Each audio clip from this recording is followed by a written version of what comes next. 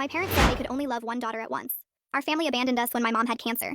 It was the best thing that ever happened to us. When mom was diagnosed, I called every relative with money begging for help with treatment costs. My uncle with his Mercedes collection said we should have planned better. My aunt with the beach house said it wasn't her responsibility. My grandfather, who owned half the commercial real estate downtown, hung up when I started crying. They'd spent years bragging about their money and now they wouldn't even show up. I posted on our neighborhood Facebook page about needing rides to the hospital, and within an hour, our elderly neighbor was at our door with a casserole and a driving schedule she'd already organized. She didn't even know us beyond waving hello. The next morning, 3 strangers showed up to deep clean our house so mom wouldn't get infections. Our landlord reduced our rent without us asking. The lunch lady at my little brother's school started packing extra food for him to bring home.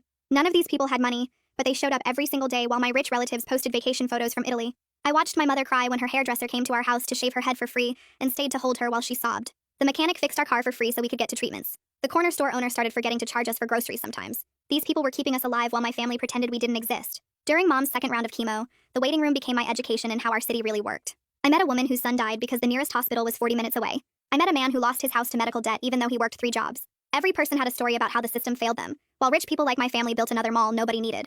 A young organizer was protesting about the closed health clinic and asked if I wanted to help since I was there every day anyway. I started going to city council meetings between mom's treatments and learned that my grandfather's company had lobbied to close the clinic because the land was valuable. The same grandfather who wouldn't give us a penny had stolen healthcare from thousands of people to build luxury apartments. I started keeping a notebook of every story and every injustice. By mom's last treatment, I had 200 pages of reasons to fight back. Mom went into remission after 8 months of hell, and our community threw a party in the park with food everyone had scraped together to buy. My uncle drove by in his Tesla and didn't even slow down. That night, the organizer asked if I'd ever thought about running for mayor since I knew everyone's struggles firsthand now. Within a month, I had 500 volunteers for my campaign, and every single one had a story about being abandoned by the system. The incumbent was my grandfather's golf buddy, who hadn't held a town hall in 6 years. Our campaign money came from bake sales and car washes, while his came from developers wanting to build luxury condos where the food bank stood. We knocked on every door in the district and registered 8,000 new voters who'd given up on the system. The polls showed us ahead by single digits but climbing every week. My volunteers worked 18-hour days because they believed we could actually change things. Mom became our unofficial mascot and survivors would cry when they met her at rallies. We were winning in the polls by 15 points when my grandfather showed up at campaign headquarters with his lawyer. He hadn't spoken to me in 2 years, but now he looked scared. He said if I didn't drop out immediately, he'd evict every single volunteer who lived in one of his buildings. Turns out he owned half the apartment complexes in our district through shell companies nobody knew about. I have 43 of your volunteers on my tenant lists, he said, showing me the papers with names I recognized. Everyone gets 30 days notice tomorrow if you don't concede tonight. I told him that was illegal, but his lawyer laughed and said good luck proving retaliation when they'd all missed rent payments during medical emergencies. My volunteers didn't know their slumlord was my grandfather, and finding out would destroy the campaign anyway. He gave me until midnight to decide. I had 3 hours to choose between victory and keeping 43 families in their homes. Election night, we were ahead by 20 points when the fire alarm went off at our victory party. Everyone evacuated calmly until we saw the smoke pouring from the community center, where we'd stored all our voter registration drives and campaign records. The building where mom had gotten free meals during chemo was burning. The place where her support group met was burning. The room where kids did homework while their parents worked 3 jobs was burning. Fire trucks arrived, but it was already gone. Everything inside destroyed. Then my phone buzzed with a text from my grandfather. Electrical fires are so common in old buildings. Another text appeared immediately. Your mother's oncologist works out of one of my medical buildings. A third text made my hands shake. So does the dialysis center where your neighbor gets treatment. A fourth. And the pharmacy where your volunteers get their insulin. Mom was celebrating our victory while I stared at the flames destroying the place that saved us. People were crying and hugging and taking pictures of the fire with their phones. My grandfather's final text arrived as the news called our landslide victory. Concede tomorrow or I start having more electrical problems at the children's clinic. I stood there frozen with my phone screen still glowing with grandfather's threat about the children's clinic, while smoke filled the night sky behind me. Mom's celebration continued just 20 feet away, and I had maybe 10 seconds to decide how to handle this without destroying her moment of victory. My hands shook as I slipped the phone into my pocket and forced myself to smile, just as Mom rushed over with tears of joy streaming down her face. She hugged me tight while the fire trucks arrived with their sirens wailing, and I held her close while my mind raced through which volunteers lived in grandfather's buildings. The young organizer caught my eye from across the evacuation zone, and I subtly motioned her over while Mom turned to talk to other supporters about our landslide victory. We stepped aside near the yellow tape where firefighters were setting up their equipment, and I showed her the texts on my phone, watching her face go pale as she read each threat about the medical buildings and the children's clinic. She grabbed my arm, and we quickly agreed to delay any public concession while we figured out how to protect the volunteers at risk from illegal eviction. The organizer started making calls to find emergency legal help, while I kept Mom distracted by pointing out different supporters in the crowd and thanking them for their work. Within an hour, while the fire department sprayed water on the smoking ruins, the organizer connected us with Leo Ramos, who she said was a tenants' rights attorney who'd fought illegal evictions before. He agreed to meet us first thing in the morning at 7 and told us to document everything immediately before any evidence disappeared. I screenshot every text from grandfather and forwarded them to multiple email accounts, including one I created just for this purpose, while my hands shook with anger and fear. Then I took photos of the burning building from different angles, capturing the destruction of the place that had saved us during Mom's cancer treatment. Our campaign tech lead ran over with his laptop and started checking for any backup files since our physical voter registration records were gone with the building. He found partial voter lists in the cloud that he'd uploaded last week, but confirmed most of our organizing documents, including volunteer contact sheets, were only stored in the filing cabinets that were now ash. The crowd started thinning out as midnight approached, and I finally got Mom home and settled in her bed, choosing not to tell her about the threats yet since stress could affect her remission. The guilt of keeping this from her fought with my need to protect her health, but I knew she'd insist on fighting if she knew what grandfather was doing. Once she was asleep, I texted our volunteer coordinators asking them to privately check which of their team members rented from Westside Properties or Riverside Holdings, without explaining why yet. Within an hour, I had 43 names, including Estella Brooks, who'd led our biggest canvassing effort and knocked on over 2,000 doors herself. Midnight came and went without any public statement from me about conceding, deliberately missing grandfather's deadline while I sat at my kitchen table staring at the list of families he could destroy. The organizer texted that she was already coordinating with volunteers to prepare for possible eviction notices and had lawyers ready to file emergency injunctions in the morning. My phone stayed silent after midnight, which somehow felt worse than getting another threat, because now I didn't know what grandfather would do next. I spent the rest of the night going through our remaining campaign files on various computers and phones, trying to piece together what we'd lost in the fire. The tech lead sent me what he could recover, but it was maybe 20% of what we'd built over months of organizing. At 3 in the morning, I finally crashed on the couch for a few hours before meeting Leo Ramos, knowing that when I woke up, the real fight would begin. The community had elected me by 20 points, but grandfather still controlled the buildings where they lived and the clinics where they got medicine. I'd won the election, but he'd just shown me he could burn down everything I cared about if I didn't play by his rules. My phone rang at exactly 3 in the morning, and the organizer's voice was already talking before I could say hello. She had a whole plan worked out while I'd been lying on the couch staring at the ceiling. She'd already called 12 volunteers who were setting up emergency tenant meetings for the next day. She'd reached out to 3 different media contacts who covered housing issues. She talked for 10 minutes straight about turning grandfather's threats into our biggest weapon yet, while I took notes on the back of an envelope. By the time she hung up, I had 4 pages of action items, and my hands were shaking with something that wasn't fear anymore. I made coffee and started texting the volunteer coordinators she'd identified, asking them to quietly spread the word about the meetings without posting anything online yet. Leo Ramos showed up at my door at 7 sharp carrying a briefcase and a box of donuts. He spread papers across my kitchen table and started explaining temporary restraining orders while I signed forms wherever he pointed. He kept saying we had a good case, but then listing all the ways grandfather's lawyers would fight us. He needed proof that Westside Properties and Riverside Holdings were actually owned by my grandfather, not just shell companies with no connection.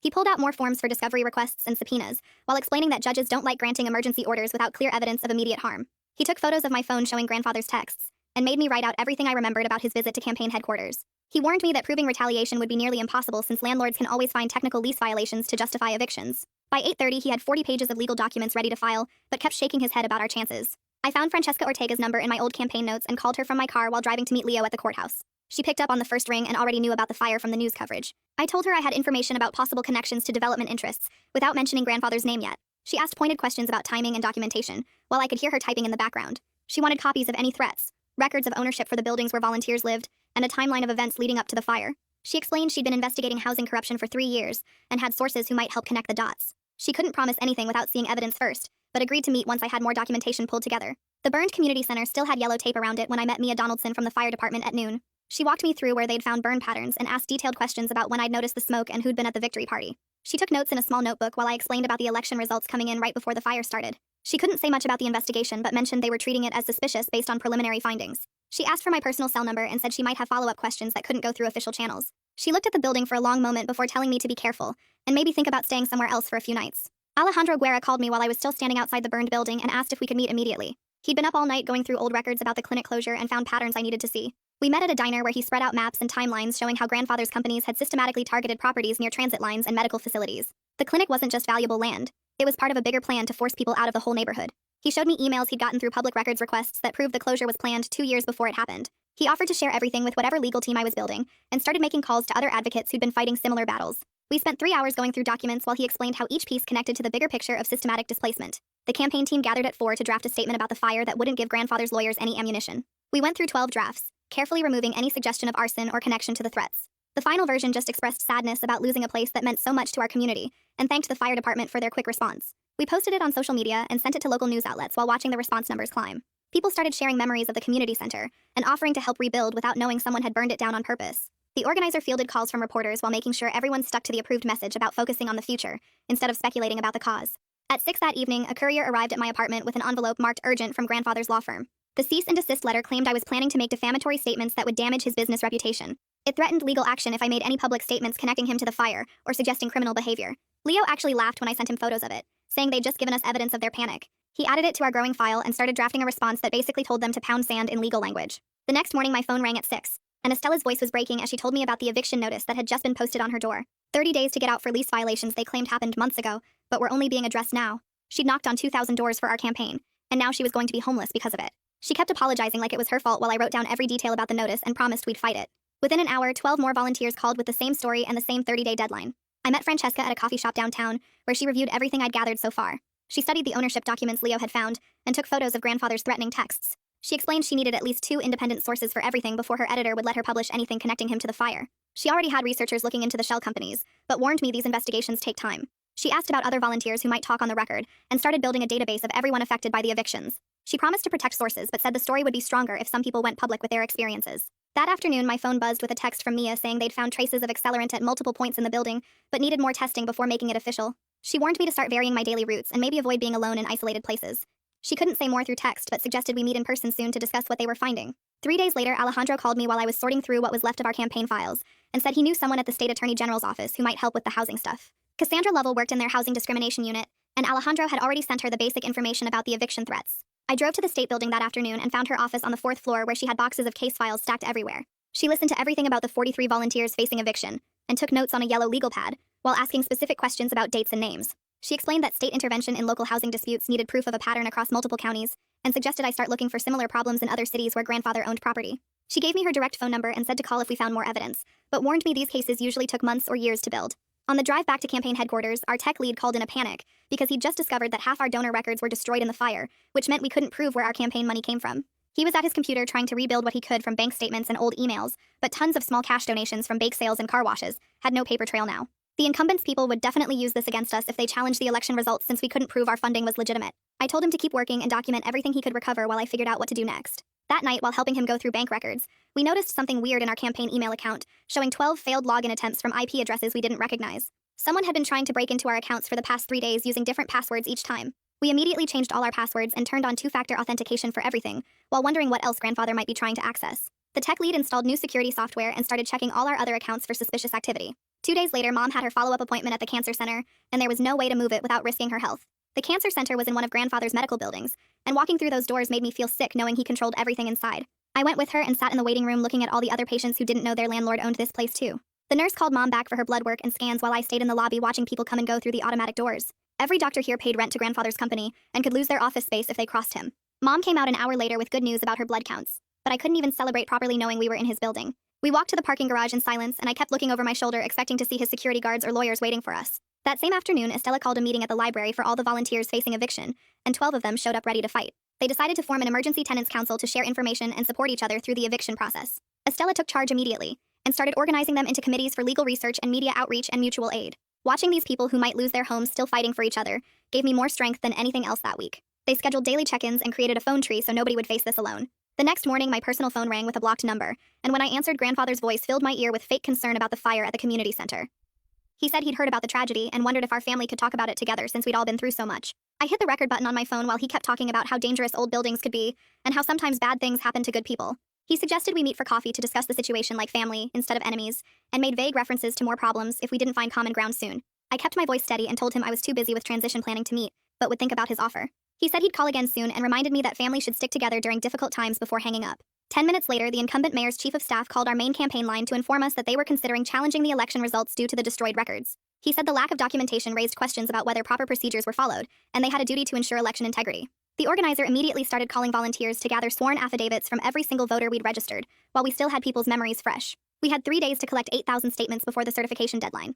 Everyone dropped what they were doing to help track down voters and get their signatures on legal documents. That evening, I got an email from someone named Titus Aguirre, who said he worked at grandfather's company and had information about the health clinic closure. He was scared to meet anywhere near the office, but suggested a coffee shop across town where nobody from the company would see us. We set up a meeting for the next morning, and I asked Leo to come with me for safety and to witness whatever Titus wanted to share. Titus showed up 20 minutes early and sat in the back corner booth looking around nervously every few seconds. He pulled out a folder with printed emails from 2 years ago showing grandfather's company discussing the clinic land as a development opportunity before it even closed. The emails talked about strategies to make the clinic fail financially, so they could buy the land cheap. Titus's hands shook as he explained he'd kept these documents because he knew it was wrong, but was too scared to do anything until now. He agreed to be a protected source if we could guarantee his name wouldn't be public. 2 days later, we got the court decision on the temporary restraining orders, and only 8 of our volunteers were protected from eviction. The judge said the others didn't have enough evidence of retaliation yet, and would need to provide more documentation. Estella was safe for now, but 35 families still faced losing their homes in 3 weeks. Leo immediately started working on appeals while the Tenants Council organized protests outside the courthouse. The fire department released their public report that afternoon, listing the cause as undetermined pending further investigation. The report mentioned they were still running tests and interviewing witnesses, but couldn't make any official determination yet. Mia texted me privately 10 minutes after the report went public saying they were building a strong case, but these things took time to do properly, and I needed to be patient while they gathered evidence that would hold up in court. The next morning, Cassandra Lovell from the State Attorney General's office called to schedule an intake interview for 3 days later. She explained right away that the AG needed proof of patterns affecting multiple counties, not just our city. I spent the rest of that day calling activists in nearby towns and discovered 5 other communities where clinics mysteriously closed before luxury developments appeared. Cassandra took notes during our 2-hour meeting, but kept repeating that documentation was everything. She gave me a list of specific records to gather and suggested I look for similar problems in other states too. Meanwhile, the community had already started raising money to rebuild the burned center. Within 48 hours, people donated $30,000 through car washes and bake sales and GoFundMe pages. The problem was we couldn't touch a single brick while the fire department still had it marked as a potential crime scene. That money just sat in a bank account while kids had nowhere to do homework after school. The seniors who used to get free lunches there now went hungry. The support groups that met in that building had to crowd into church basements. 3 nights after the fire, I noticed an unmarked sedan parked across from my apartment building. It sat there for 3 straight hours with someone inside just watching. I called the police and 2 officers showed up 20 minutes later. They took my report and walked over to check, but the driver had every right to the park on a public street. As the cops said there was nothing they could do unless the person actually threatened me or broke a law. The car left right after the police did, but I saw it again the next morning parked a block away. Our tech lead spent days trying to recover our voter data from various backup sources and personal computers. He managed to piece together about 60% of our registration lists from volunteer emails and spreadsheets. The rest was gone forever though, including most of our donor records and organizing maps. We'd have to rebuild our entire infrastructure from scratch while already trying to run the city. The volunteers started arguing about whether to go public about grandfather owning their apartment buildings. Half of them wanted complete transparency to show voters what we were up against. The other half worried it would look like I was using public office for a personal family fight. Estella thought we should focus on the eviction threats without naming grandfather specifically. Someone else suggested we wait until we had more evidence from the fire investigation. The debate got heated with people yelling about strategy while their own homes were at risk. Leo advised us to be strategic and not give grandfather's lawyers any ammunition they could use. After 2 days of arguments, we decided to release a careful statement about receiving threats related to development interests. We didn't name anyone specific, but made it clear that powerful people were trying to stop our reforms. The statement went out on social media and immediately started getting shared hundreds of times. People commented with their own stories about being pushed out by developers. Local news picked it up and suddenly everyone was talking about corruption in city development. Francesca had been investigating for days and finally published her first article connecting the clinic closure to a network of developers. She didn't name grandfather yet, but included enough details that anyone paying attention could connect the dots. The article showed how the same group of companies kept appearing wherever public services closed. She had maps and timelines and quotes from former city employees who confirmed the pattern. The piece went viral locally with thousands of shares in the first few hours. City officials who'd stayed quiet suddenly had to respond to reporters asking about the connections. That afternoon, Titus sent me copies of internal emails from grandfather's company from 2 years before the clinic closed. The emails discussed the clinic land as a perfect opportunity for luxury condos once it became available. One message literally said they should start planning, because the clinic would definitely close within 18 months. Titus was shaking when he handed over the printed pages at our meeting spot. He kept looking around and asking if anyone had followed me. He agreed to be a protected source but begged me not to let anyone figure out who leaked the documents. I promised to protect him, and immediately gave copies to Francesca and Cassandra and Leo. These emails were exactly the evidence we needed to show the clinic closure wasn't about budget problems. 2 days later, a process server showed up at campaign headquarters with a thick envelope. Grandfather's lawyers had filed a slap suit claiming my public statements were damaging his business reputation. They wanted $2 million in damages and an immediate retraction of everything I'd said. Leo read through the filing and actually laughed at some of the claims. He explained these lawsuits were designed to drain our resources through legal fees even though we'd probably win. The goal wasn't to win in court but to exhaust us financially and emotionally. He estimated we'd spend at least $50,000 defending against it, even with him working at reduced rates. That evening I found Mom crying in the kitchen holding her phone. She'd figured out that grandfather was using her cancer treatment as leverage against me. She kept apologizing over and over for something that wasn't remotely her fault. I held her while she sobbed about being the reason I couldn't fight back properly. She said maybe she should switch oncologists, so grandfather couldn't threaten her care anymore. I told her absolutely not because her health came first no matter what. We sat together on the kitchen floor for an hour while she cried, and I promised we'd get through everything together. The next morning, Alejandro called me before I'd even had coffee with papers spread across his desk. He'd spent all night digging through city records and found something that made his voice shake. The community center had 17 code violations reported over the past 3 years, but every single one got marked resolved without any actual repairs. The fire department had flagged bad wiring twice, and the building inspector wrote about water damage making the structure unsafe. Nothing ever got fixed because the previous administration kept signing off on fake repairs that never happened. Alejandro showed me the signatures on every approval form, and they all belonged to the same city official who got campaign donations from developers. The pattern was so clear that even I could see it without any legal training. 2 hours later, I sat across from the incumbent's chief of staff in his office that smelled like old leather and expensive cologne. He leaned back in his chair and actually smiled when I explained about the threats and the fire. He called it all political growing pains and said I'd understand better once I got some experience under my belt. He told me this was how things worked in the real world, and suggested I focus on moving forward instead of dwelling on the past. His dismissive tone made my hands clench under the desk, but I kept my face calm while he basically admitted they knew about the corruption all along. That afternoon, the Tenants Council set up microphones outside City Hall for their press conference about the evictions. Estella stood at the podium with eviction papers in her shaking hands, while 30 other residents lined up behind her. She talked about working 3 jobs to pay rent, and still getting a notice because she'd helped my campaign. Her voice broke when she described her kids asking if they'd have to change schools again. One by one, the other tenants shared their stories while reporters took notes and cameras rolled. An elderly man showed medical bills that proved he'd never missed rent until the eviction notice arrived. A single mother held up photos of the mold in her apartment that the landlord never fixed, despite dozens of complaints. The crowd grew bigger as people walking by stopped to listen, and some started crying when they heard familiar struggles. Richard Gentry from the district attorney's office met me in a small conference room the next day with a recorder and thick notebook. He went through every text from grandfather word by word and asked me to explain the exact time each one arrived. He studied the screenshots I'd taken and compared them to phone records his office had already pulled. He asked detailed questions about who else saw the texts, and whether I'd told anyone about the threats before the fire. His methodical approach gave me hope that someone was finally taking this seriously, even though he warned me these cases moved slowly. He wrote down every name I mentioned and asked for contact information for witnesses who could verify the timeline. 3 days later, grandfather's lawyer showed up at campaign headquarters with a settlement offer printed on expensive paper. He slid it across the table to Leo, who started reading with his eyebrows climbing higher with each page. The deal said all evictions would stop immediately if I agreed to approve 6 specific development projects once I took office. The projects included tearing down the old library for condos and converting the food bank into retail space. Leo actually laughed out loud when he got to the part about giving grandfather's company exclusive rights to all city construction contracts. The lawyer sat there with a straight face like this was a normal business proposal instead of straight-up corruption. Leo pushed the papers back and told him we'd need time to consider such a generous offer while trying not to smile. That same week, the incumbent called an emergency city council session to push through a new ordinance about condemning old buildings. The ordinance would let the city declare any building over 40 years old as unsafe without proper inspection. It gave developers the right to buy condemned properties at below market prices with just 30 days' notice. We realized he was trying to lock in grandfather's whole agenda before leaving office in 2 weeks. The council members who supported us tried to delay the vote, but the incumbent's allies had the majority. They passed it 8-5 while residents shouted from the gallery about their homes being stolen. I watched from the back row feeling sick as they basically legalized the theft of half our district. 2 mornings later, Mom came into my room holding her phone with tears running down her face.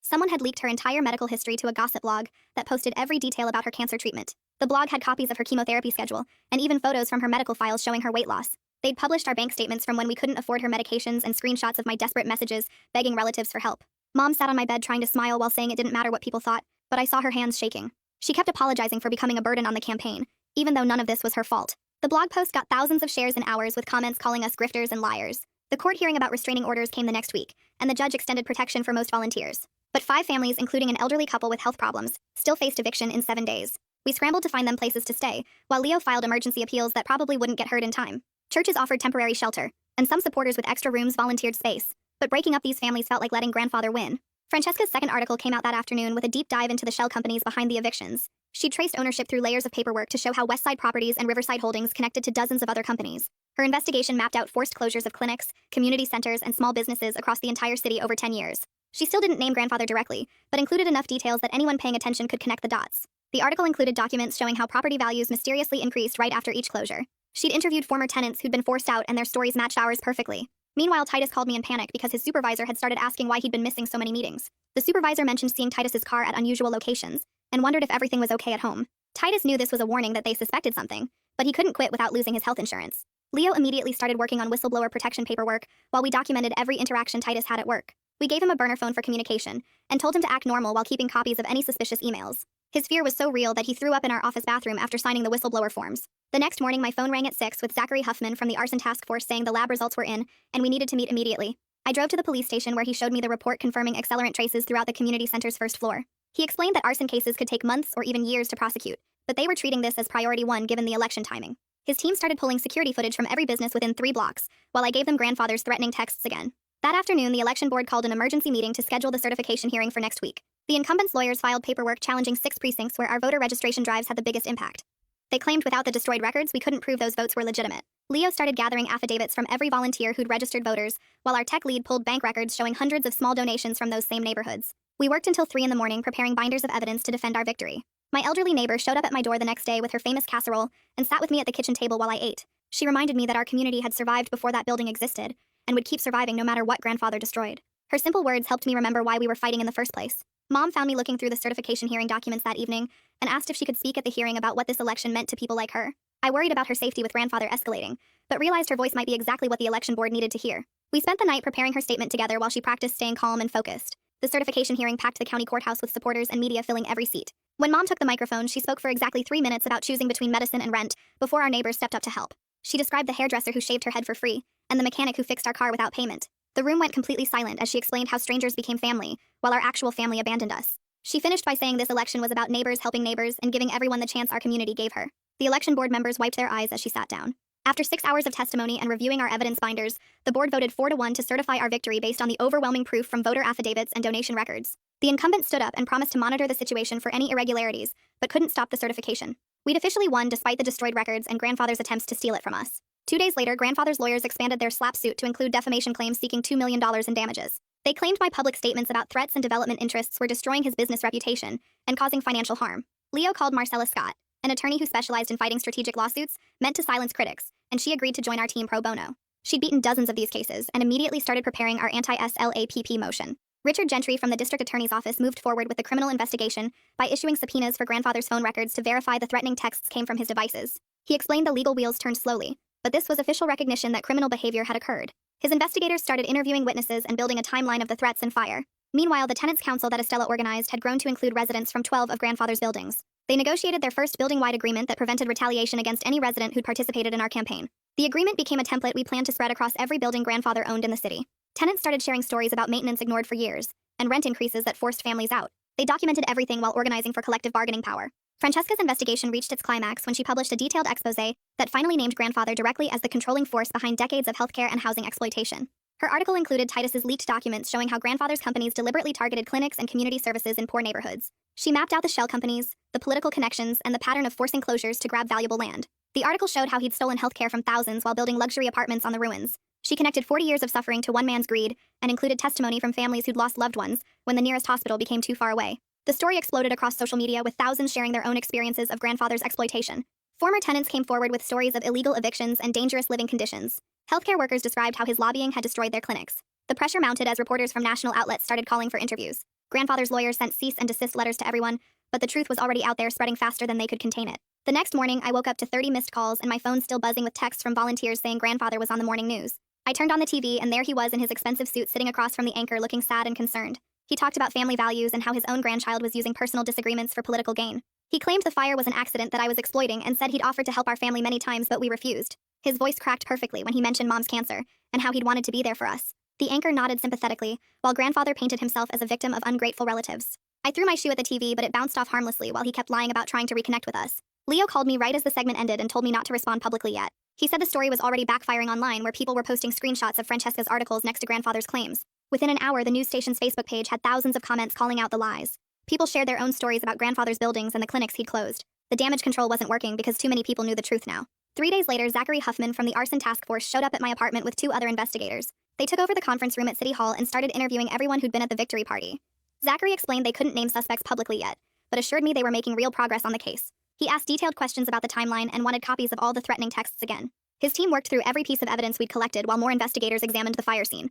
They found additional evidence of accelerant in places that ruled out accidental causes completely. The investigation moved into high gear with subpoenas going out for security footage from nearby buildings. Zachary warned me this would take months to build a solid case, but promised they were taking it seriously. Meanwhile, Marcella Scott spent hours with me drafting an ethics policy that would keep everything above board. She explained that I'd have to recuse myself from any city decisions involving grandfather's properties or companies. It felt wrong to step aside when his buildings were hurting people, but she said it was the only way to stay legitimate. We wrote out specific procedures for how the deputy mayor would handle those issues instead. The policy covered everything from zoning decisions to code enforcement so nobody could claim I was using my office for revenge. It took 3 drafts before Marcella was satisfied that we'd covered every possible conflict of interest. The policy went public the same day Richard Gentry got our protective order approved by the court. The order specifically prevented any mass evictions while the criminal investigation continued, which meant 43 families could stay in their homes. Richard had argued brilliantly that the threatened evictions were connected to the election and potential witness tampering. The judge agreed that tenants shouldn't lose their homes during an active investigation into their landlord. Grandfather's lawyers fought hard, but the evidence was too strong to ignore. The protective order would last at least 6 months with possible extensions depending on how the investigation went. 2 weeks later, the court finally ruled on the defamation suit and dismissed most of grandfather's claims against us. The judge wrote that political speech was protected, and grandfather hadn't proven actual malice in our statements. Some procedural issues remained that would drag on for months, but Marcella called it a huge victory. She explained that grandfather would have to pay our legal fees since he'd lost the main claims. The remaining issues were just paperwork that his lawyers would use to save face. We'd won the legal battle even if the war wasn't over yet. That same week, Titus got suspended from his job at grandfather's company for what they called performance issues. He'd worked there 8 years with perfect reviews until he became our source for the investigation. The suspension letter cited vague problems with his attitude and dedication to the company mission. Within hours of the news spreading, our community rallied to support him completely. People started dropping off groceries at his apartment and someone set up a fund to cover his rent. 3 local businesses immediately offered him jobs, including a better position at a nonprofit focused on housing justice. Titus took the nonprofit job and became even more committed to exposing grandfather's corruption. His suspension backfired completely and gave him freedom to speak more openly about what he'd witnessed. A month before my swearing-in, grandfather showed up in the City Hall parking lot when I was leaving a transition meeting. He stood by my car in his expensive coat looking older than I'd ever seen him. He demanded I stop the circus and think about what this was doing to the family name. His voice stayed calm, but his hands shook as he talked about our family's reputation being destroyed. I looked at him standing there in his $1,000 shoes and remembered Mom crying during chemo. I told him the family ended the day he hung up on me when I called crying for help. Then I walked past him to my car without looking back while he stood there alone in the empty parking lot. The swearing-in ceremony happened at Jefferson Elementary instead of City Hall because we wanted it accessible to everyone. Hundreds of supporters filled the gymnasium, including every single person who'd helped during Mom's cancer. Our elderly neighbor sat in the front row with her casserole dish because she'd insisted on bringing food. The hairdresser who'd shaved Mom's head stood with the mechanics who'd fixed our car for free. The lunch lady brought my little brother's whole class to watch the ceremony. Even the corner store owner closed his shop for an hour to be there with us. The ceremony stayed simple and focused on service instead of celebration or fancy speeches. After taking the oath, my very first act as mayor was signing the executive order creating the Emergency Housing Stabilization Task Force. Estella Brooks would lead it along with other tenants who'd faced eviction threats during the campaign. The task force had real power to investigate retaliation and recommend immediate interventions to protect renters. We gave them a budget and staff to actually make changes instead of just writing reports. They started work immediately reviewing every eviction filed in the past year for patterns of retaliation. 2 days later, Mom went for her latest scans at the cancer center, trying not to think about grandfather owning the building. The results came back showing she was still in complete remission with no signs of the cancer returning. She cried happy tears in the office while I held her hand and thanked every power I could think of. That afternoon, she decided she wanted to carefully become an advocate for healthcare access in our community. She joined Alejandro's group but promised to protect her health and not overdo it like she always did. Her first meeting was just listening to other survivors share their stories of fighting for treatment.